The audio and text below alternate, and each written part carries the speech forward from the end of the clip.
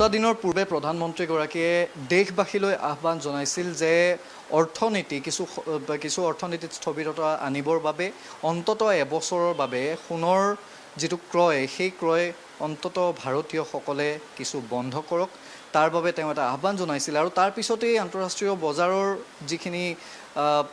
পৰৱৰ্তী সময়ৰ আমি হিচাপ দেখিলোঁ আজিৰ দিনটোত হঠাৎ সোণৰ দাম বৃদ্ধি পাইছে কালিৰ দিনটোতকৈ যিটো সময়ত সোণৰ দাম যিটো আছিল আজি কিন্তু যথেষ্ট বৃদ্ধি পাইছে আৰু ইয়াৰ পিছত যিসমূহ সোণৰ বিপণী আছে সেই বিপণীসমূহত নিশ্চিতভাৱে এটা প্ৰভাৱ পৰিছে আৰু বিশেষকৈ প্ৰধানমন্ত্ৰীয়ে যেতিয়াই এটা আহ্বান দেশবাসীলৈ জনাইছিল যে অন্ততঃ এক বছৰৰ কাৰণে আপোনালোকে সোণ ক্ৰয় নকৰিব বা সোণ ক্ৰয় কৰাটো একেবাৰে কমাই দিয়ক ভাৰতীয় অৰ্থনীতিটো স্থবিৰতা আনিবৰ বাবে সেই সময়ত সোণৰ বিপণীসমূহত কি প্ৰভাৱ পৰিব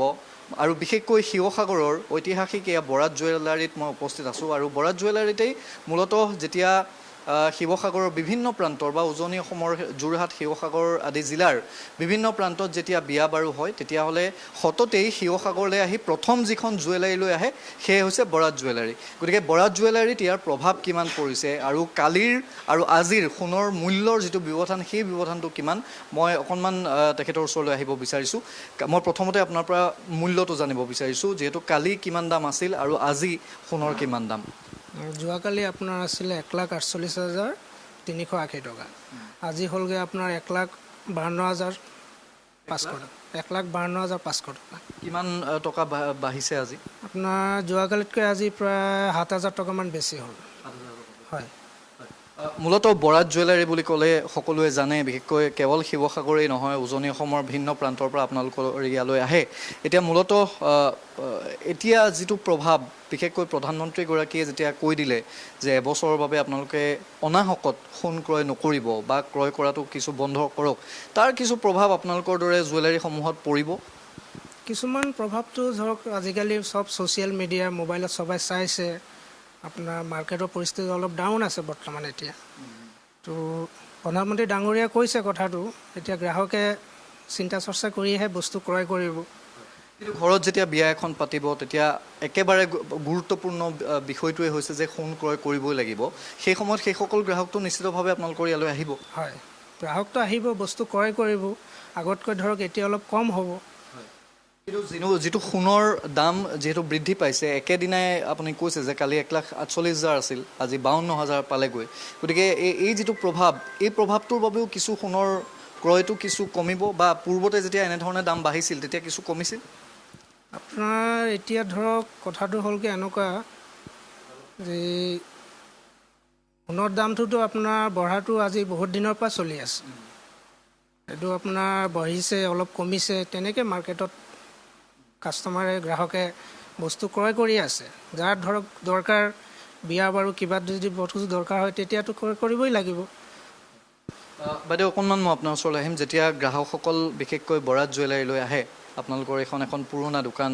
সকলোৱে জনা চিনি পায় এতিয়া বৰাত জুৱেলাৰীত মূলতঃ কেনেকুৱা ধৰণৰ কোনসমূহ সামগ্ৰী চায় তেওঁলোকে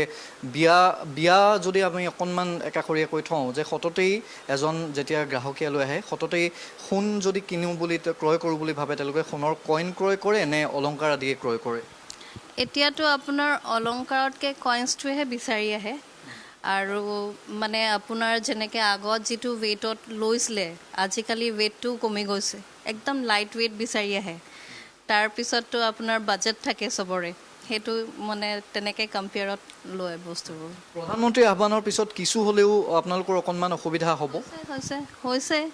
আমাৰ এনেও আপোনাৰ মাৰ্কেট বহুত ডাউন হৈ গৈছে আগতকৈ ৰেটটো বঢ়াত আৰু যিহেতু নিউজটো পোৱাৰ পিছত কাষ্টমাৰ আহি ৰেটটোহে সুধি যায় বস্তু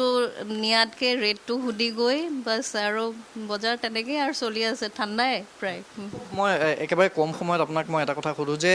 একেবাৰে হাই প্ৰফাইল নহ'লেও এভাৰেজ যদি আমি ধৰোঁ যে আজিৰ দিনটোত বিয়া এখন পাতিবৰ বাবে ন্যূনতম যিকেইটা গহনা লাগিব কিমানমান টকাৰ বাজেটত আহিব পাৰে আপোনাৰ ষ্টাৰ্টিং তেনেকৈ আপোনাৰ 150 মানে লাষ্ট হায়েষ্ট বিচাৰি আহে আৰু 1,50,000 তেনেকৈ মানে লৱেষ্ট একদম লৱেষ্ট 50 আৰু তাৰ ওপৰত আৰু আছে সেইটোতো আছে ধৰক যেনেকৈ ন্যূনতম 80,000ৰ পৰা 1,50,000 150 80,000 টকাটো 80,000 টকা ধৰক কমত আপোনাৰ 80,000 টকাটো এটা বস্তু বিহাৰ গহনা ধৰক ছেট এটা ল'বলৈ গ'লেতো 80,000 মানত এতিয়া বস্তু ল'ব লাগে আৰু মিনিমাম 80,000 তাৰ ওপৰত যিমান পাৰে এইটো গ্ৰাহকৰ ওপৰত কথা আৰু কিন্তু যেতিয়া এই সোণৰ দামটো আজিৰ পৰা যিহেতু বৃদ্ধি পাইছে যদি ক্ৰমাৎ বৃদ্ধি পাবলৈ হয় তেতিয়াহ'লে এই ৰেটটো সলনি হ'ব এতিয়াতো তাৰ কথাটো এতিয়ালৈকে গম পোৱা নাই আমি কি হয় এতিয়া পিছতে গম পোৱা যাব মই ধন্যবাদ জনাইছোঁ আপোনালোকে ইমান ব্যস্ততাৰ মাজতো এই খবৰটো আমাক সময়খিনি দিছে কিন্তু খবৰটো হ'ল যে সোণৰ দাম আজি বৃদ্ধি পাইছে আৰু সমান্তৰালভাৱে প্ৰধানমন্ত্ৰীৰ আহ্বানৰ পিছত সোণৰ বজাৰত এটা কিন্তু প্ৰভাৱ নিশ্চিতভাৱে পৰিছে আৰু তাৰ প্ৰভাৱ শিৱসাগৰৰ দৰে যিসমূহ জিলা সেই জিলাসমূহতো নিশ্চিতভাৱে পৰিছে